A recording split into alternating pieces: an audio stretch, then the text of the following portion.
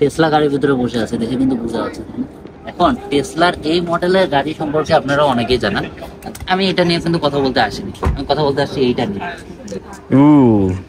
Cyber truck এখনো officially চায়নাতে launch হয় নাই, বাট লঞ্চ হওয়ার আগে আমাদের ক্যাম্পাসে দেখাতে আসছে, বিকজ ওরা ক্যাম্পাসে রিক্রুট করবে। অ্যান্ড রিক্রুটের জন্য এই যে বিশাল বড় ব্যানার আমার ক্যাম্পাসে ওরা লাগায় রাখছে। এর পাশাপাশি আমরা সাইবার ট্রাকের ভিতরে এখনো দেখতে পাবো না, কারণ সাইবার ট্রাক এখনো অফিসিয়ালি লঞ্চ হয়নি। ওকে, বাট আমরা বাইরের এক্সটেরিয়র দেখতে পাবো। চলুন ওইটাই দেখি আছে।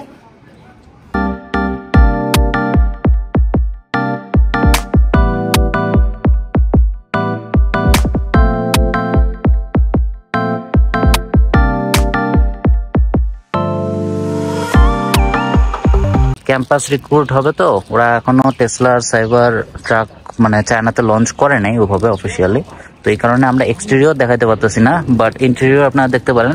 অনেস্টলি আমি যদি বলি সাইবার ট্রাক আমার আহামরি খুব একটা যে পছন্দ এমন কিছু না, স্পেসিফিক রিজন আছে, এমন না যে আমি ইভি পছন্দ করি না, ইভি কাইন্ড অফ পছন্দ না, কিন্তু এখানে অনেক কিছু আছে। প্রথমে দেখেন এই যে ফিঙ্গারপ্রিন্ট আছে না, এটা কিন্তু এখানে দেখা যায়, আর পিওর মেটালিক ফিল, এটা কিন্তু বুলেট প্রুফ না, আপনারা জানেন যে ওই ইয়ে টাইপের। এখন সাইবার ট্রাকের ব্যাপারটা হচ্ছে কি কাইন্ড অফ এটা পুরোই ট্রাক, বাট এটা অনেক ওভার এক্সপেন্সিভ টাইপের ট্রাক, আর আরো অনেক ফাংশনালিটি আছে। যারা ইলেকট্রিক লাভার তারা যদি ট্রাক চায় তাদের জন্য বেস্ট অপশন এটা। যদি আপনি এক্সটেরিয়রটা খুলতে চান তাহলে অপশন এখানে আছে, বাট এটা কাজ করবে না, বিকজ ওরা স্টিল কান্ট্রি লক। আপনাদের আইফোন কিনলে যেরকম ওই কান্ট্রিতে পারমিশন না থাকলে যদি পারফেক্টলি না হয় তখন যেমন লক হয়ে যায় না, এক্স্যাক্টলি ওরকম ধরনেরই জিনিস এটা। আপনার এখন লক, আমরা এখন এটা খুলতে পারবো না বা খুলে দিবে না ওরা আমাদেরকে।